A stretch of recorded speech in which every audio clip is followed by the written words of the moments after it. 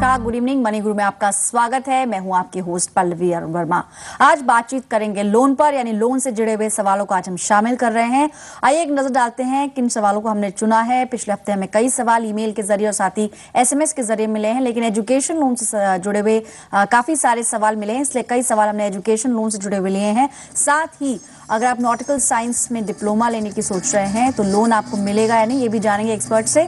और insurance charges अगर आपसे बैंक मांग रहा है तो क्यों, और प्लॉट को लेकर अगर आप लोन लेना चाह रहे हैं क्या प्रोसीजर उसका रहेगा, और साथ ही क्या कुछ डॉक्यूमेंट्स लगेंगे, वो भी जानेंगे आज के एक्सपर्ट से।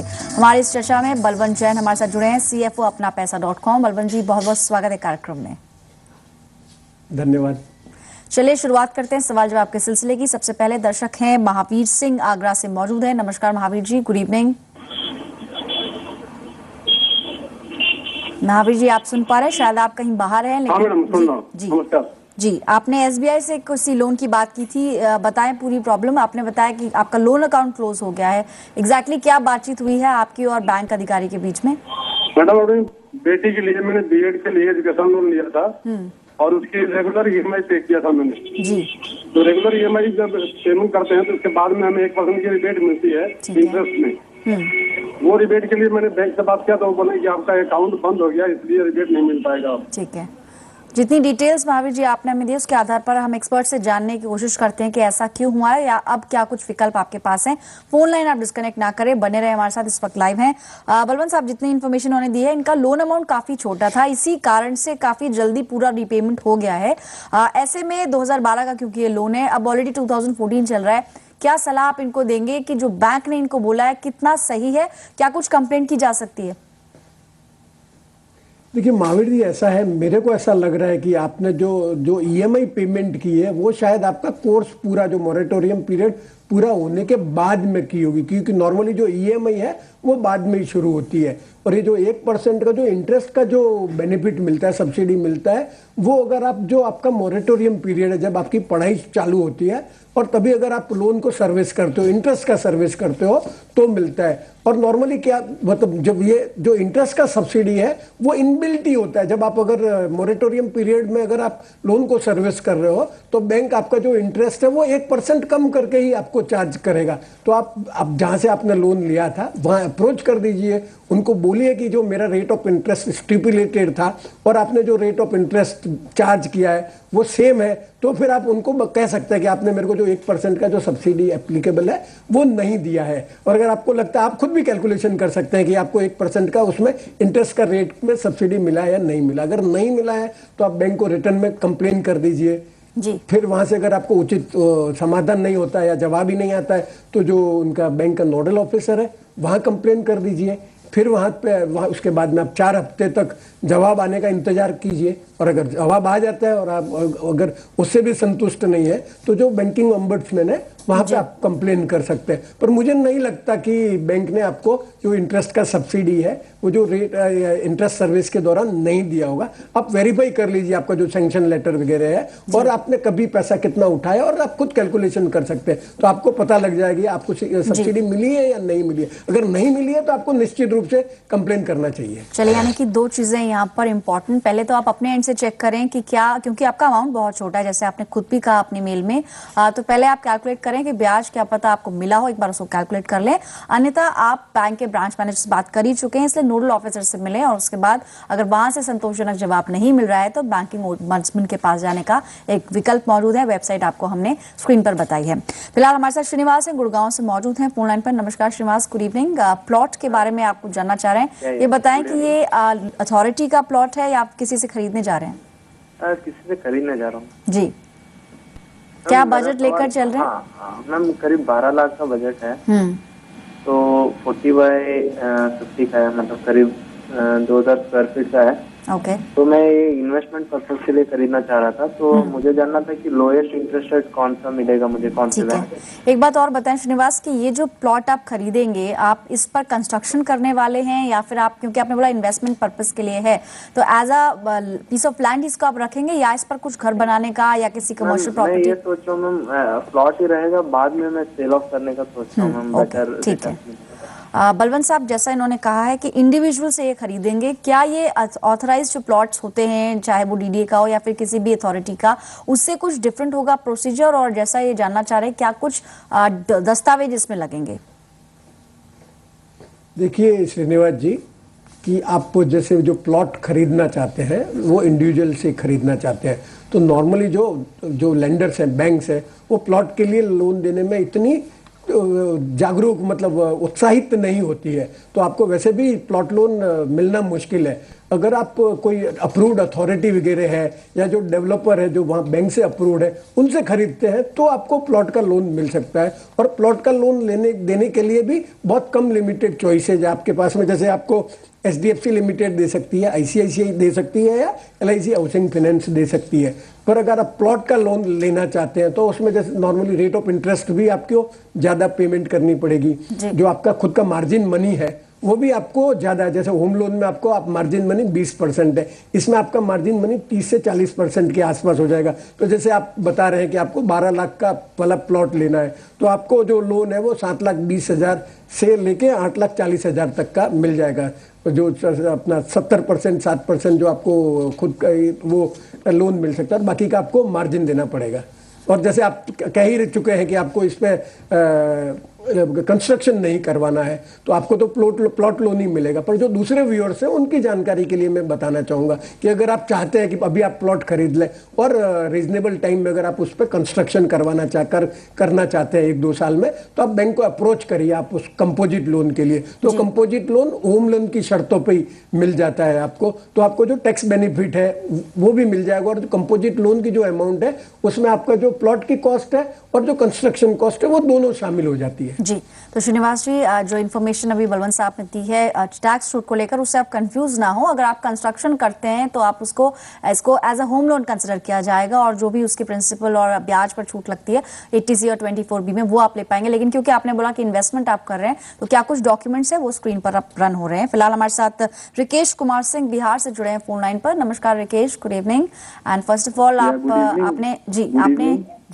आपने बताया था कि अभी अभी पढ़ाई आपकी खत्म हुई है और कुछ पढ़ाई के लिए आगे डिप्लोमा लेना चाह रहे हैं। ये बताएं कि नॉटिकल साइंस के बारे में थोड़ा सी जानकारी दें और लगभग कितने रुपए की रिक्वायरमेंट होगी।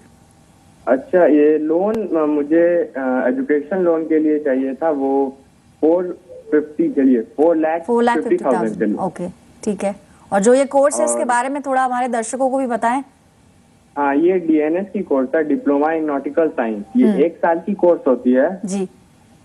और इसको मतलब ये IMU से किया जाता है, IMU एफिलिएटेड यूनिवर्सिटी। नहीं, मैं वैसे खैर ये जानना चाह रही थी कि किस बारे की पढ़ाई इसमें की जाती है।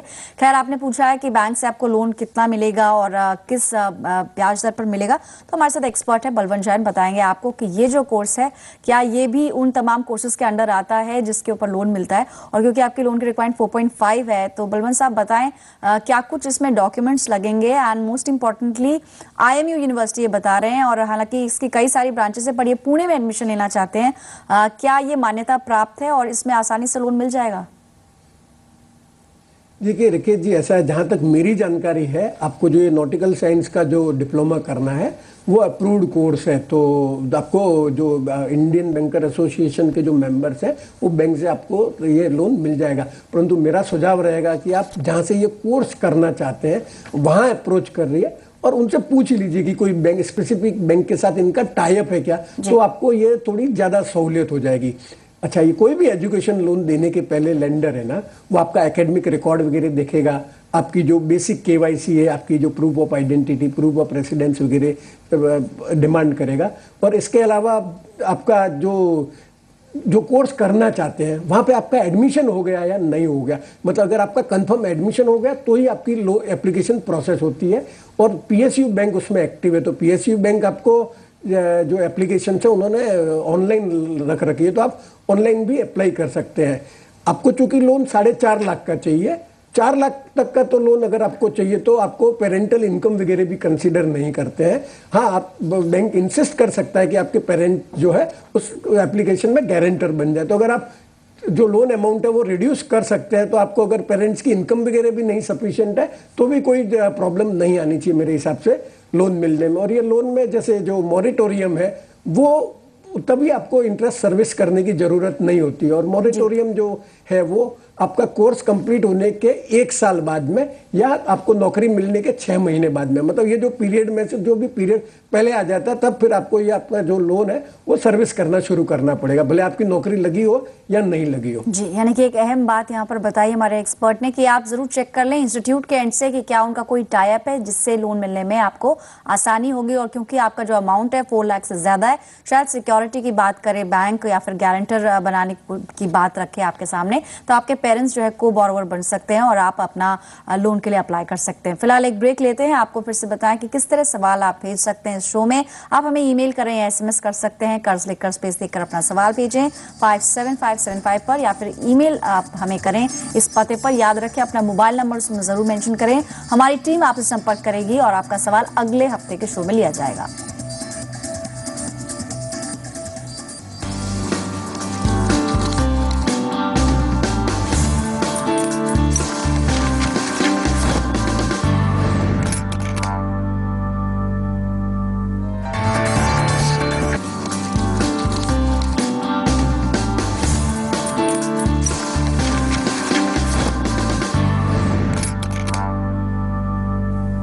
Welcome back. आप देख रहे हैं मनी गुरु और चर्चा लोन्स पर। बलवंत जैन हमारे आज के एक्सपर्ट। और चलिए सीधे अब रुक करते हैं हमारे एक दर्शक का जो इस वक्त फोन लाइन पर है। संजीव आहूजा दिल्ली से मौजूद है। नमस्कार संजीव, गुड इवनिंग। आपने कुछ होम लोन का जिक्र किया, बताएं पूरी एग्जैक्टली क्या समस्या रही। मैंने लोन लिया था जी, और जैसे पेमेंट जाती ECS से जाती रहती है, पेमेंट तो जाती रही। तो मैंने अब चेक करा कि मेरे को ना पिछले मार्च में कोई 1200 रुपए लगा दिए उन्होंने इंश्योरेंस रिन्यूअल के। अच्छा। तो मैंने चेक करा तो इसका एक बार पहले भी लगा था इंश्योरेंस का कोई चेक 2741 रुपए का। ओके, ये ऑलरेडी अमाउंट डेबिट हो चुका है आपके अकाउंट से? हाँ, ये डेबिट हो चुका है अपने आप ही। तो इससे ज्यादा तो मुझे पता नहीं लगा कि भाई ऐड हो गया उसमें या कैसे है। जी, तो मैं ये जानना चाहता हूँ कि भाई इस तरह की इंश्योरेंस अगर बैंक कराता है तो वो पेमेंट पार्टी को पे करनी पड़ती है, बैंक अपने से पे करता है, किस तरह की इंश्योरेंस करती है? ठीक है संजीव, आप बने रहें क्योंकि आपसे कुछ और जानकारी भी शायद हम लें इस पूरी प्रॉब्लम को समझने के लिए। बलवंत साहब, जैसा ये बता रहे हैं उससे लग रहा है कि शायद जिस वक्त इन्होंने होम लोन लिया था 2012 में, नहीं 2002 में इनफैक्ट, क्या इतने लेट हो सकता है कि बैंक इतने समय के बाद अब इंश्योरेंस चार्ज जो कि पॉलिसी का प्रीमियम है एक्चुअली वो अब डेबिट करे, क्योंकि ये होम लोन काफी पुराना है?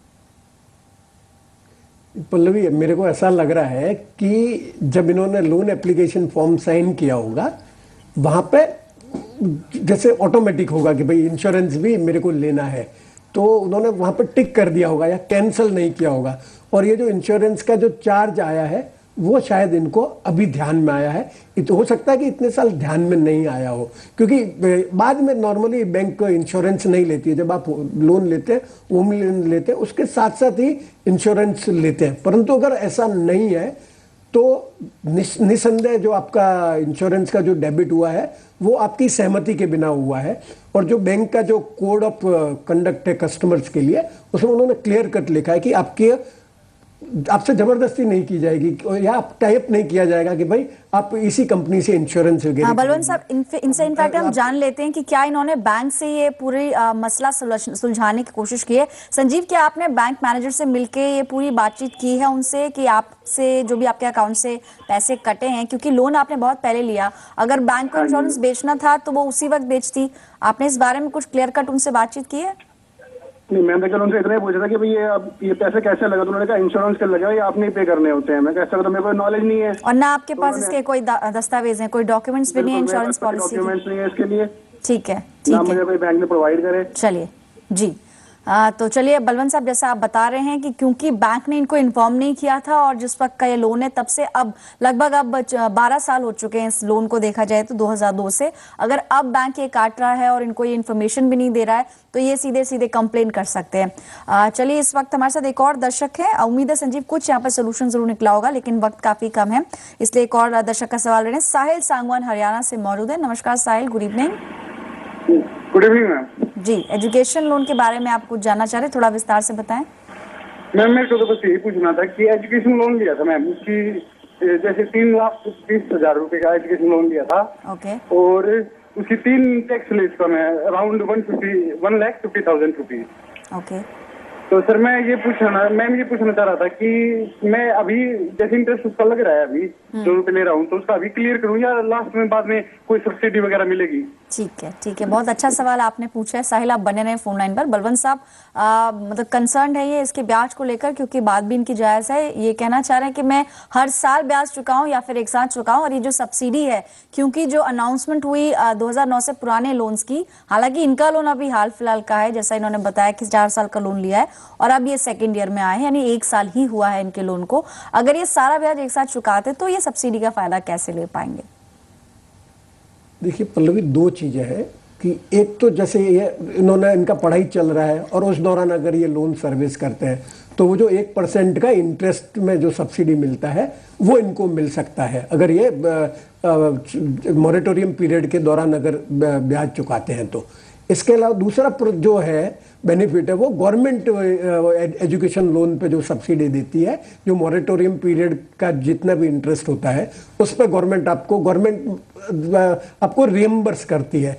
तो इसके लिए कुछ कंडीशंस है कि आपकी जो फैमिली की इनकम है वो 4.5 लाख रुपए से ज़्यादा नहीं होनी चाहिए, और वो जो इनकम है उसका सर्टिफिकेट आपको लाना पड़ेगा। हर एक स्टेट्स में अलग अलग अथॉरिटीज है जो सर्टिफाई कर सकती है।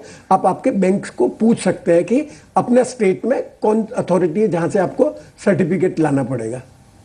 ठीक है, और साथ ही मोरेटोरियम के जहां तक बात है, आपके कोर्स कंप्लीट होने के 1 साल या फिर आपकी नौकरी लगने के 6 महीने के अंदर आपको ये रकम चुकानी होती है, किश्तें आपकी स्टार्ट होंगी। लेकिन सब्सिडी की जहां तक बात है, अगर इसको आप बहुत ही साफ मतलब संक्षिप्त में अगर बता सके, जो इनका मेन कंसर्न है कि मैं एनुअली चुकाऊं या फिर कैसे, और सब्सिडी का जहां तक सवाल है, क्योंकि प्रैक्टिकल ग्राउंड्स पे अगर देखें जिनके लोन्स पुराने हैं उनके भी कई सवाल आए हैं शो पर। उन्होंने पूछा है कि जब वो बैंक से जाकर बात कर रहे हैं, बीट पीएनबी या एसबीआई, उनका ये कहना है कि कोई नोटिफिकेशन नहीं मिला है, और इलेक्शंस थे उसके बाद तब तक रोक लग गई थी इंटरिम बजट से इलेक्शन के बीच में जुलाई तक। क्या प्रैक्टिकल लेवल पर ये हो रहा है बलवंत साहब?